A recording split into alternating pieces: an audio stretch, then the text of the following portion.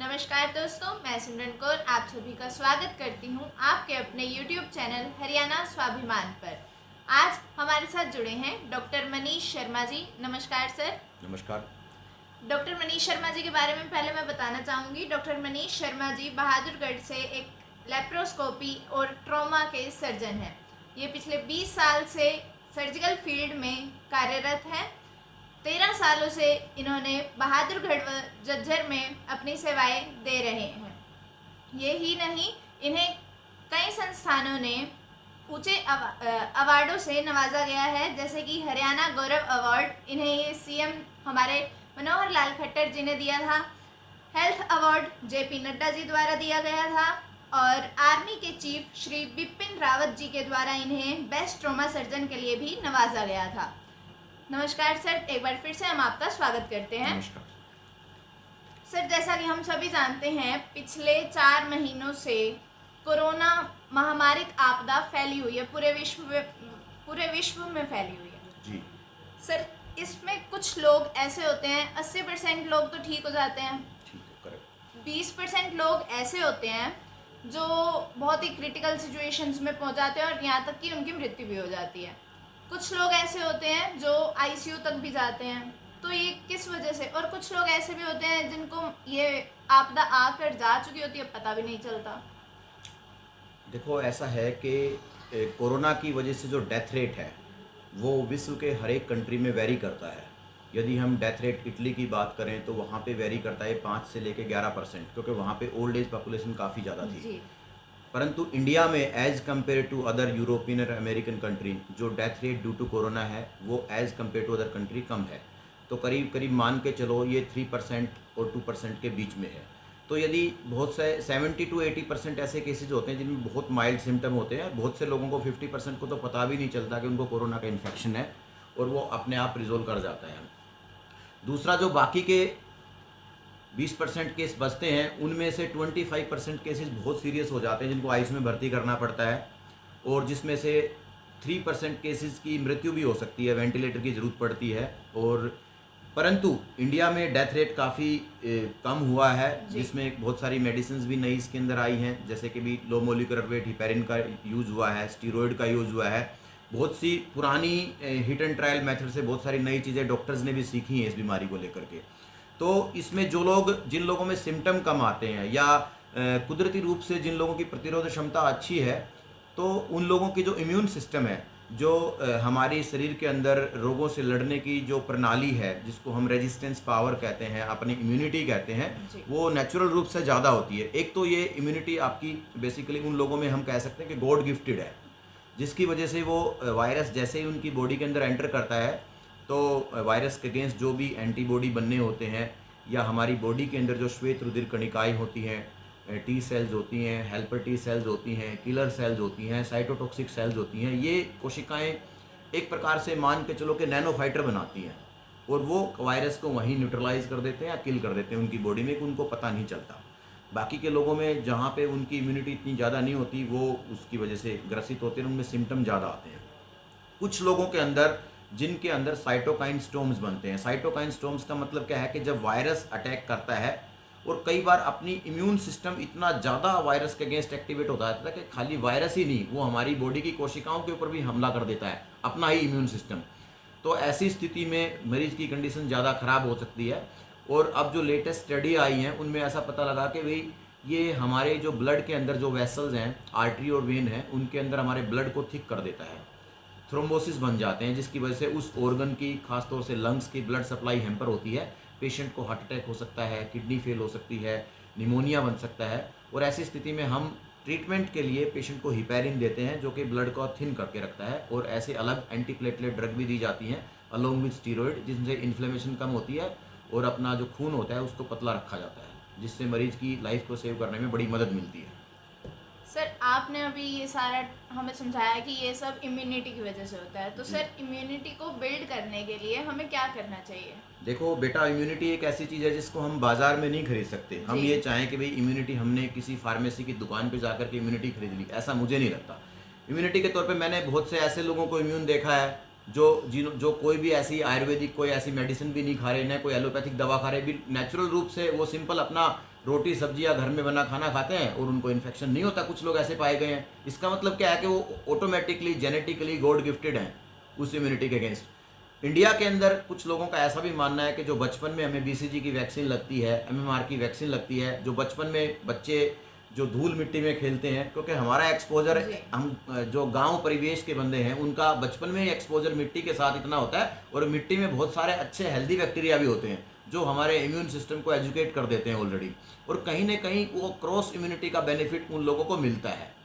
तो इम्यूनिटी को वैसे यदि आपको इम्यूनिटी आप अपनी बढ़ाना चाहते हैं तो ये कोई एक दिन में नहीं कर सकते। आपको रेगुलरली एक डिसिप्लिन में रहना पड़ेगा। एक सिंगल वर्ड में यदि मैं डिस्क्राइब करूं, डिसिप्लिन के अंदर आपकी डाइट आती है कि आपको एक बैलेंस डाइट लेनी पड़ेगी जिसके अंदर एक adequate quantity of healthy fat हो, आपके विटामिन हो, मिनरल्स हो, फ्रूट्स हो, वेजिटेबल्स हो, आपके ड्राई फ्रूट्स हो, आपके प्रोटीन्स की प्रचुरता हो। करीब आपका 25% जो टोटल एनर्जी है प्रोटीन से आना चाहिए, और बाकी का ये मान के चलो कि जो आपका 50 से 75% हिस्सा आपका फैट से आना चाहिए, और बाकी का 50 से 25% के बीच का हिस्सा आपके कार्बोहाइड्रेट से आना चाहिए। तो प्रोटीन यदि आपकी डाइट में कम होगी तो डेफिनेटली आपकी इम्यूनिटी के ऊपर इसका नेगेटिव इम्पैक्ट पड़ सकता है।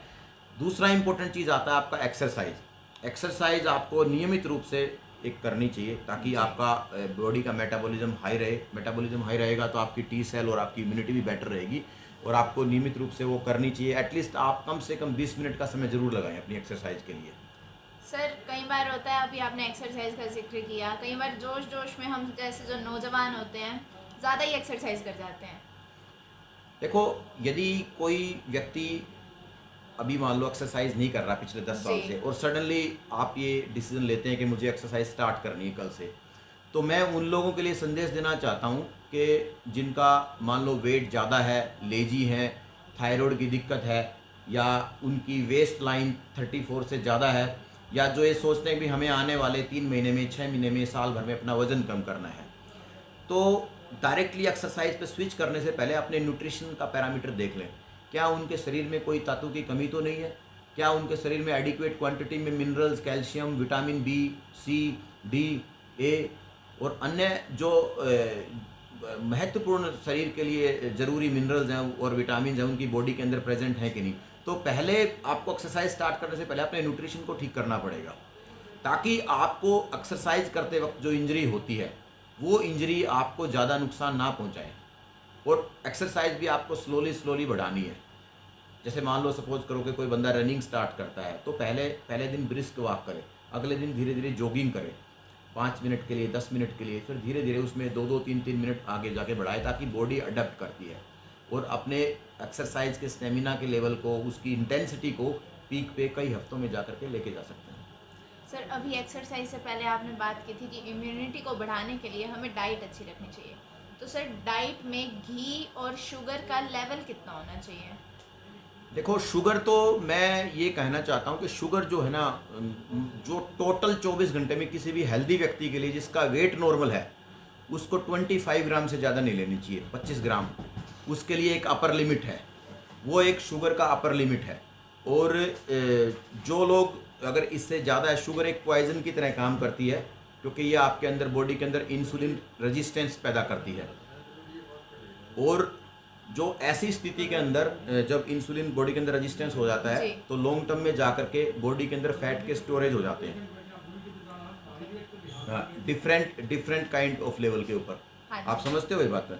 दूसरा मैं ये कहना चाहूँगा कि भाई जो घी का जहाँ तक सवाल होता है, फैट की रिक्वायरमेंट हमारी 60 से 80 ग्राम है फैट की टोटल एक हेल्दी व्यक्ति के लिए, जिसका वजन यदि मैं 70 किलो मानूँ और उसकी हाइट यदि मान लो 5 फुट 8 इंच लेकर के चलूँ, तो उसके अंदर से जो सैचुरेटेड फैट है, घी के अंदर सैचुरेटेड फैट होते हैं, ये हम 15 से 20 ग्राम तक ले सकते हैं। मतलब उसका 25% हिस्सा है सैचुरेटेड फैट होना चाहिए, और बाकी का 75% हिस्सा अनसैचुरेटेड फैट होना चाहिए।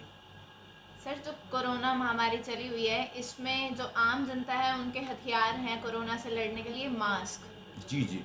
तो मास्क किस तरह का होना चाहिए? देखो, इसमें बेसिकली आपका 3 लेयर्ड मास्क होना चाहिए, या आपका N95 मास्क। यदि आप भीड़ में जा रहे हैं जहाँ पे आपकी सोशल डिस्टेंसिंग नहीं मेंटेन कर पा रहे हैं, तो कोशिश करें कि वो वाल्व वाला मास्क ना हो जिसमें रेस्पिरेटर लगाते हो, क्योंकि जो वाल्व वाला मास्क होता है that is only for pollution purpose, that is not for corona. यदि मान लो आपको खुद को इन्फेक्शन है और आपने वेल वाला मास्क लगाया है, तो आपकी जो हवा बाहर निकाली है आपने, वो हवा बाहर निकल वायरस के थ्रू, मतलब वायरस आपकी मास्क से बाहर हाँ निकल जी, जाएगा और बहुत दूसरे सही। बंदे को इन्फेक्ट करना है। क्योंकि यहाँ पे मास्क का पर्पज खाली हमें अपने आप को बचाना नहीं है, यहाँ पे दूसरे की भी सुरक्षा करना है। अंडरस्टैंड? क्योंकि अभी हाँ जी, आज के टाइम पे देखें तो दिल्ली की करीब 25% पब्लिक के अंदर वायरस है। तो जहाँ पे पेंडेमिक होता है वहाँ पे वेल वाले मास्क यूज़ नहीं करने चाहिए, या तो प्रॉपर N95 या अच्छे कपड़े का डबल या ट्रिपल लेयर वाला मास्क यूज़ करना चाहिए जिसमें मुंह और आपका नोज़ कवर हो। ओके सर, फिजिकल हेल्थ की हम सब बात करते हैं कि फिजिकल हेल्थ ऐसी होनी चाहिए। कोरोना को लेकर मेंटल हेल्थ क्या इस तरह से कुछ रिलेट कर सकती है? हाँ यस, मैंने देखा है। और व्यक्तिगत अपना जो बाकी कुछ क्योंकि ये बीमारी काफ़ी हेल्थ वर्कर्स में भी देखी है, काफ़ी डॉक्टर्स भी हमने ट्रीट किए हैं कोरोना के। तो इसमें मैंने देखा कि जिन लोगों का मनोबल, जिनकी मानसिक शक्ति, इच्छा शक्ति ठीक होने के लिए ज़्यादा होती है, तो उनके अंदर रिकवरी रेट बहुत ज़्यादा होते हैं। तो ये खास तौर से यदि आपको, पहली बात तो आप इस चीज़ से निश्चिंत रहें, केवल ध्यान रखें और डरे ना। और आपको यदि इन्फेक्शन होता भी है तो अपना मनोबल ऊंचा रखें कि भाई मेरे को ठीक हो जाऊंगा मैं, इससे कोई घबराने वाली बात नहीं है। और नेगेटिव ना सोचिए। यदि आप नेगेटिव सोचोगे तो आपको स्ट्रेस होगी, स्ट्रेस से आपकी इम्यूनिटी कम होगी, क्योंकि जैसे ही हमें स्ट्रेस होती है तो उस दौरान हमारी बॉडी के अंदर कोर्टिकोस्टेरॉइड का लेवल है और ये सब हमारे इम्यून सेल्स को डाउन रेगुलेट कर देते हैं। तो ये खुश रहना बहुत ज़रूरी है। अंदर फील बहुत अच्छा रहना चाहिए, पॉजिटिवली आपको फील करना है, yes I am healthy. Regular yoga करना है, और जब आप ब्रीदिंग एक्सरसाइज करते हो योगा के अंदर, तो आपको ये फील करना है जैसे आपके शरीर से हवा बाहर निकलती है, आप एक्सेल करते हो कि भाई मैं पूर्णतः स्वस्थ हूँ। जिस प्रकार से कार्बन डाइऑक्साइड मेरे शरीर से बाहर निकल रही है, उसी प्रकार से रोग भी मेरे शरीर से बाहर जा रहा है। इस प्रकार की भावना के साथ रहना है। पूरा सरेंडर कर दो, चिंता मत करो, बिल्कुल अपनी दवाई लो, जो ट्रीटमेंट लेना वो लो, डॉक्टर अपना काम करेगा, पर आपको ध्यान रखना है, बट नेगेटिव नहीं सोचना, थिंक पॉजिटिव। सर कुछ कई बार क्या होता है, घर पे हल्का फुल्का बुखार हो जाता है तो हम खुद से ही दवाइयाँ ले लेते हैं। डॉक्टर भी आजकल अवॉइड करते हैं कई बार कि भाई इसको बुखार आ रहा है बार बार। नहीं देखो, ऐसा है, यदि आपको सिंपल फीवर है तो उसके लिए एकदम से डॉक्टर के पास भागने की कोई ज़रूरत नहीं है। सिंपल आपको बुखार है, खांसी है, थोड़ा बहुत है, तो आप शुरू में अपने आप को सेल्फ क्वारंटाइन कर सकते हैं। उसमें आप पैरासीटामोल की, कैलपोल की, डोलो की 500 से 650 मिलीग्राम की गोली ले सकते हो। अडल्ट हो तो, बच्चा है तो आधी या एक चौथाई ले सकते हो उसके हिसाब से। और अपने आप को आइसोलेट कर लो और गर्म चाय का सेवन करो जिसके अंदर आपकी ये तुलसी, अदरक, काली मिर्च, ये सब चीज़ें हों। आप आयुर्वेदिक औषधियाँ भी यूज़ कर सकते हो, ऐसा नहीं है, बहुत से लोगों ने यूज़ किया, जैसे लोगों के एक्सपीरियंस हम सुनते हैं, उन्होंने अश्वगंधा, गिलोय, इनके गाढ़े भी यूज़ किए हैं। तो जो अपनी पारंपरिक आयुर्वेदा की पद्धति है वो भी आपकी इम्यूनिटी को डेफिनेटली बढ़ाती है, बट उनका रेगुलर सेवन करना पड़ता है आपकी इम्यूनिटी के ऊपर, तब बेटर इफेक्ट आता है। कुछ लोग जिन खासतौर से जो हेल्थ वर्कर हैं, पुलिस वाले हैं या मीडिया कर्मचारी हैं, जिनका एक्सपोजर पब्लिक के साथ है, उनको मैं एक बात कहना चाहूँगा कि HCQ की टेबलेट है, हाइड्रोक्सी क्लोरोक्विनिन की 400 मिलीग्राम की टेबलेट हर हफ्ते में लेना चाहिए। ये मैंने देखा है कि जो डॉक्टर या जो स्टाफ के लोग या जो पुलिस वाले टेबलेट रेगुलरली ले रहे थे उनमें कोरोना नहीं हुआ, और जिनमें एक आध में हुआ भी है तो थोड़े बहुत सिम्टम आए, 5-10 दिन में ठीक हो गया है। क्योंकि ये एक स्टडी है, मुंबई के करीब 9000 पुलिस वालों में से 5400 पुलिस वालों ने HCQ की टेबलेट खाई थी और बाकी के 4500 लोगों ने नहीं खाई थी। जो जिन्होंने नहीं खाई थी उनमें डेथ रेट थी, जिन लोगों ने HCQ की हाइड्रोक्सी क्लोरोक्विनिन की टेबलेट खाई थी उनमें रिकवरी रेट काफ़ी अच्छी थी। अगर कोरोना हुआ था कोई डेथ रेट रिपोर्टेड नहीं हुआ उनमें। सर डॉक्टर्स के लिए कोई सुझाव कि डॉक्टर? यस बिल्कुल सुझाव है डॉक्टर्स के लिए। देखो अनफॉर्चुनेटली आम पब्लिक के अंदर इसका डेथ रेट यदि 3% है तो डॉक्टर्स के अंदर इसकी मोर्टेलिटी काफ़ी हाई है एज़ कम्पेयर टू, तो जैसे इंडिया में करीब 1000 के आसपास डॉक्टरों को हुआ था। अभी रिसेंटली तक डेटा जो मेरे पास था 926 डॉक्टर्स को, जिसके अंदर करीब 103 डॉक्टरों की डेथ हुई थी। तो उसमें this death rate is quite high, 11% के आसपास। तो पहली बात तो ओवर कॉन्फिडेंट ना रहे। जो डॉक्टर मतलब लूज मास्क यूज़ करते हैं प्रॉपर नहीं, क्योंकि उनको प्रॉपर N95 मास्क पहनना चाहिए और उसके ऊपर भी सर्जिकल मास्क ऐसा पहनना चाहिए। ये N95 मास्क है, ये पहनना चाहिए, इसके ऊपर ये सर्जिकल मास्क लगाना चाहिए। और दूसरा ये कहना चाहूँगा कि अपने घर जाते ही आप किसी भी चीज़ को टच ना करें, सीधा बाथरूम में जाएँ। अपने जो कपड़े हैं बाहर ही निकाल दीजिए और सीधा आप टॉयलेट पे, बाथरूम में जाकर के स्नान कीजिए। जितनी बार भी आप राउंड लेते हैं हॉस्पिटल में, उतनी बार आपको राउंड लेने के बाद, OPD के बाद, अपना पेशेंट देखने के बाद, जब भी आप घर पे जाते हैं तो जाते ही आपको स्नान करना है। नर्सिज हो या आपका डॉक्टर हो, ये बहुत ज़रूरी है। और उनके लिए ये मेरी पर्सनल रिकमेंडेशंस है, HCQ की टेबलेट उनको लेना चाहिए। यदि उनको कोई हृदय रोग वगैरह नहीं है तो हर हफ्ते एक गोली लेनी चाहिए। और इनिशियल सिम्टम आते ही जांच करवाना चाहिए, अपना जो भी टेस्ट उसका होता है, नेज़ल स्वाब्स है, ओरल स्वाब है, जो जीन टेस्ट करते हैं वायरस के लिए, और तुरंत ट्रीटमेंट स्टार्ट करनी चाहिए। धन्यवाद सर। ये थे हमारे साथ डॉक्टर मनीष शर्मा ब्रह्म संजीवनी हॉस्पिटल से। जो भी इन्होंने टिप्स बताई इन पर ज़रूर फॉलो करें, घर पर ही रहें, स्वस्थ रहें। धन्यवाद। Thank you.